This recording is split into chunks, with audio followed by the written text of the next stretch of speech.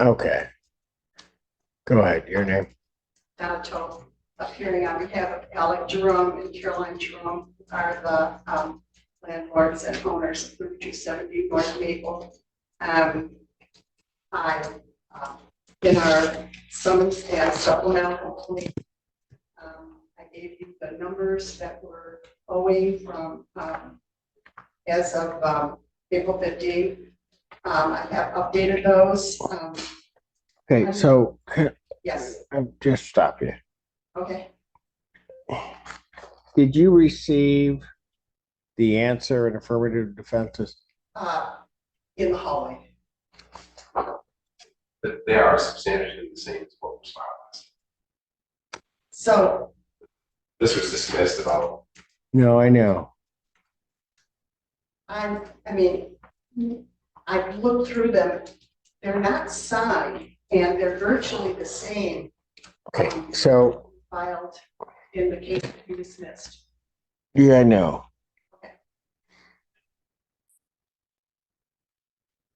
Okay, a couple problems. First of all, you're represented by counsel, they're not here. Okay. That's the first thing. The second thing is, rather than taking a lot of time,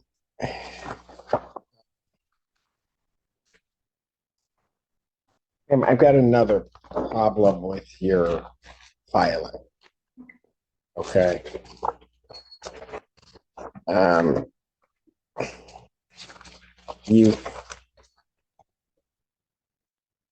You gave a new notice, right? Okay, for 30 days, Yes. right? Like we had talked about. That was up May 3rd. Right. Problem is you filed the case before the notice expired.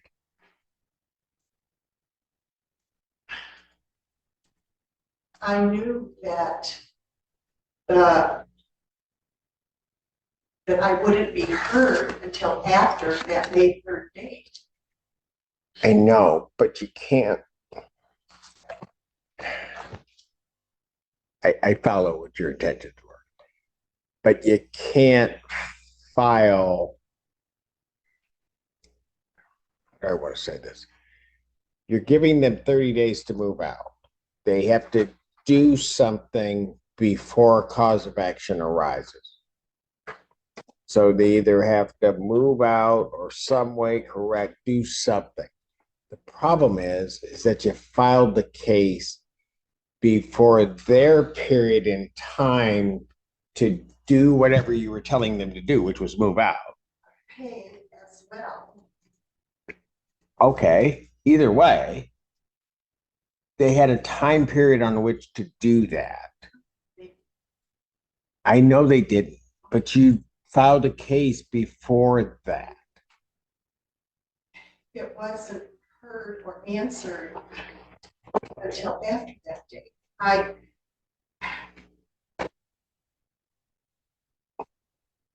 So you're going to dismiss this again? I am not going to do that. I'm saying that's a problem I have. Here's the other problem, the other part of the problem.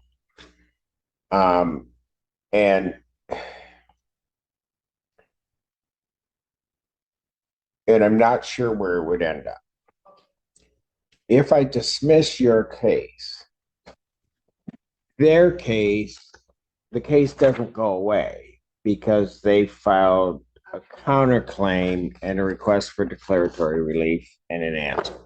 So I would have one side of the case pending, right?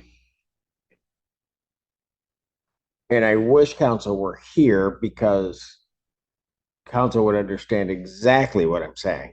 So I'd have the one side of the case pending. I'm presuming that then what you would do is you can use the same notice that you have here. You'd refile. And then what would happen is I would have two cases pending at the same time that I'd have to join together. Okay. So if counsel were here, I would suggest to her that she not move to dismiss, waive whatever may come from that and just keep this going and everybody kind of head into the direction that we're going. Okay. But she's not here, so I can't ask her that. So you said she's available next week? Yes, I'm sure she wants to be on Friday. Yes. Well, they're always on Friday. So what I'm going to do is not dismiss your case at this point. Okay, but that doesn't mean next week it might not happen, right? We still have. Well, right, but I'm just suggesting a quicker way to get, Around it. well, not around it, but to get everything moving. And so I'd prefer to give it a week, let that happen, see what council says, and then we move.